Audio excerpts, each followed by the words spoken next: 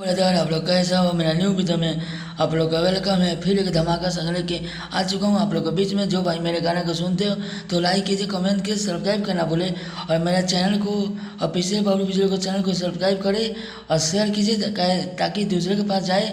और चलिए आप लोग इस गाना को लाइन बाय लाइन सुनाते हैं। मस्त लगे तो भाई के गाना को शेयर कीजिए, लाइक कीजिए, कमेंट कीजिए। चलिए। दिल तू लगा के दगा देलू जान हो, यहाँ दो बार गाना है। दिल तू लगा के दगा देलू जान हो, दिल तू लगा के दगा देलू जान हो, दिल तू लगा के दगा देलू जान हो। जनबो न कईनी छल कर बुझान हो, जनबो न कईनी छल कर बुझान हो, दिल तू लगा के दगा देलू जान हो, दिल तू लगा के दगा देलू जान हो। इस गाना को तेरे को बनवा के आप लोग गा सकते हो और मेरे फेसबुक को फॉलो कीजिए, लाइक कीजिए, शेयर कीजिए ताकि। चलिए अंतरा वन सुनाते हैं। अंतरा वन आप लोग को मस्त लगे तो भाई के लिए लाइक कीजिए, कमेंट कीजिए, सब्सक्राइब करना बोले। चलिए।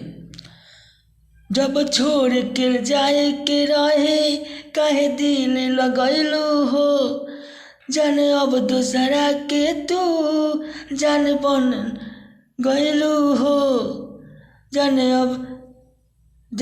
अब दूसरा के तू जान बन गैलू हो।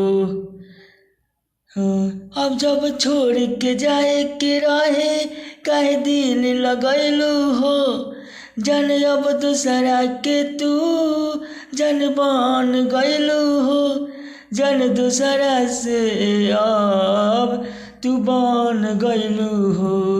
जिंदगी में दिल के रुआ देलू जान हो, जिंदगी में दिल के रुआ देलू जान हो, दिल तू लगा के दगा देलू जान हो, दिल तू लगा के दगा देलू जान हो।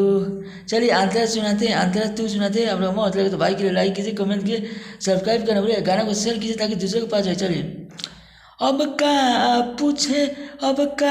पूछबू हमारा के खुशबारू महल में, बीमारी से तड़पता दीवाना अस्पताल में।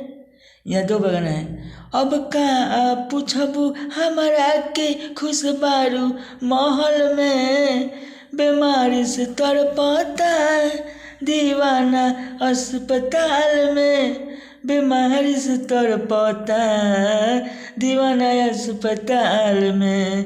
बबलू बिजोड़ के भुला गइलू जान हो, बबलू बिजोड़ के भुला गइलू जान हो, दिल तू लगा के दगा देलू जान हो, दिल तू लगा के दगा देलू जान हो। चलिए अगला वीडियो में आप लोग का वेलकम रहेगा। फिर धमाका संग लेके आऊँगा आप लोग के बीच में। मौत लगे तो भाई के लाइक कीजिए, कमेंट कीजिए, सब्सक्राइब करना भूलें।